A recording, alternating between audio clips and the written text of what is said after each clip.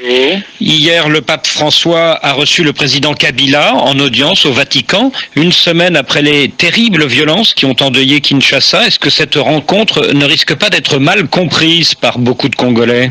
Pas du tout. Je crois que cette rencontre ne peut être que bénéfique pour le peuple congolais, dans la mesure où le pape, c'est notre bon pasteur qui connaît ces brebis que nous sommes à RDC. Il sait que l'enjeu principal, c'est sauver la démocratie. Et quand le pape intervient, certainement, c'est dans le sens de proposer des solutions, de sortir des crises.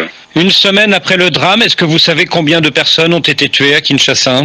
Pas avec exactitude, selon les éléments recueillis par notre commission justice et paix, on en était à 57 hier. 57 morts.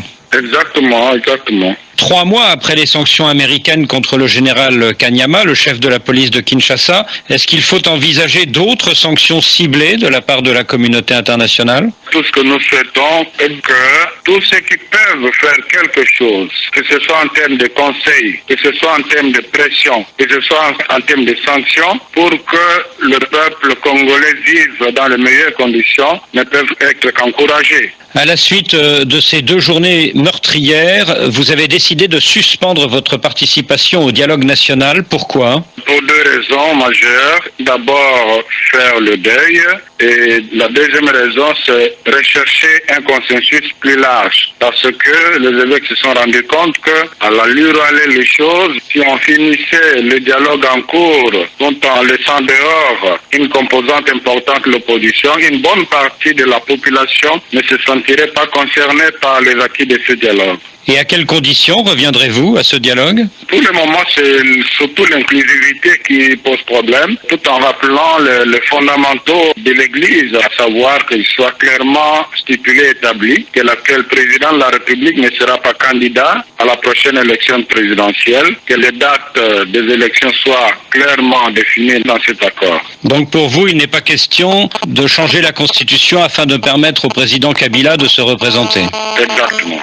Alors sur la question de la date de cette élection présidentielle, est-ce que vous avez renoncé à l'idée qu'elle ait lieu avant l'expiration du mandat actuel de Joseph Kabila, c'est-à-dire avant le 19 décembre de cette année ? Concrètement, pour des raisons évidentes, il devient mathématiquement impossible d'organiser les élections telles que souhaitées avant le 20 décembre. Et vous proposez un report de combien de temps alors ? Les évêques disent que le report doit être le plus court possible. Juste le temps nécessaire pour organiser de bonnes élections, il ne sera pas l'équivalent des mandats. Pour vous, il ne faut pas que le report dépasse quelques mois, c'est cela ? Selon le vœu des évêques qui sont prononcés, il ne faudra pas que le report dépasse une année, mais ce n'est pas une date ferme, ça peut être moins pour avoir un délai raisonnable. Mais vous savez qu'avant le drame du 19 septembre, plusieurs délégations au dialogue envisageaient un report de 2 ans.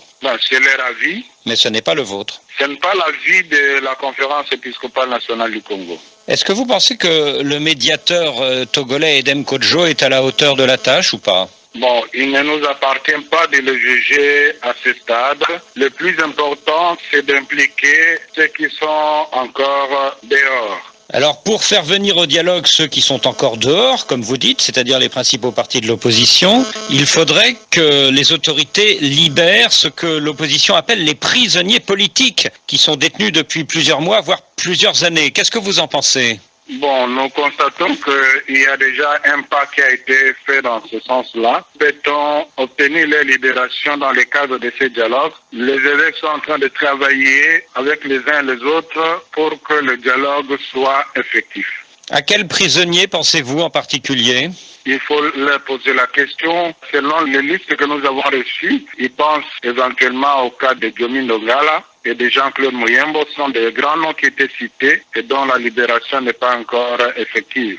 Alors, depuis l'ouverture officielle de ce dialogue il y a 3 semaines et avant même le drame du 19 septembre, plusieurs dizaines de membres de la société civile, et notamment de Filimbi et du Chemin de la Paix, l'ONG du docteur Mukwege, ont été arrêtés à leur tour. Qu'est-ce que vous en pensez ? Ce ne sont pas des décisions de nature à décrisper la situation politique actuelle. Dans le contexte actuel, de telles arrestations ne peuvent que compliquer la situation. À Kinshasa, de plus en plus d'observateurs, y compris au pouvoir compare la situation actuelle à celle des années 91-93, à la fin du règne Mobutu, quand la capitale était en proie à des pillages. Est-ce qu'il y a selon vous une similitude? Il y a une similitude dans la mesure où il y a une grogne dans la population. Le cadre qui devrait régler ce conflit, c'est-à-dire un dialogue inclusif, n'est pas rassurant tant qu'une bonne frange de l'opposition est dehors. Il y a similitude dans la mesure où on a tendance aussi à recourir à la rue pour trouver une solution à cette crise. Monsieur l'abbé Donatien de Cholet, merci. Le premier secrétaire général adjoint de la SENCO répondait à Christophe Beaubouvier.